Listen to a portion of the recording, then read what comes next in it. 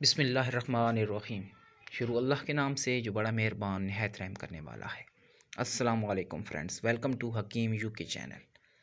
प्यारे दोस्तों, आज मैं आपको खांसी ख़त्म करने के लिए एक लाजवाब टोटका बताऊंगा। इस टोटके की पहली खुराक से इंशाअल्लाह खांसी ख़त्म हो जाएगी, चाहे खुश्क खांसी हो या तर। इस नुस्खे से हमेशा के लिए ख़त्म हो जाएगी। प्यारे दोस्तों, इस नुस्खे में सिर्फ़ एक चीज़ का इस्तेमाल है और वो है अनार। वैसे तो अनार को सभी पसंद करते हैं, लेकिन आज अनार के छिलके से आपको खांसी ख़त्म करने का टोटका बताऊंगा। प्यारे दोस्तों, अनार का छिलका ले लें और इसे आग पर रख कर जला लें।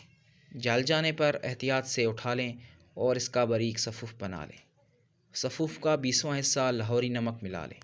मिसाल के तौर पर अगर सफ़ूफ़ 20 ग्राम है तो उसमें 1 ग्राम लाहौरी नमक पिसा हुआ मिला लें। और जब भी खांसी आए, एक चुटकी इस सफ़ूफ़ की चाट लें।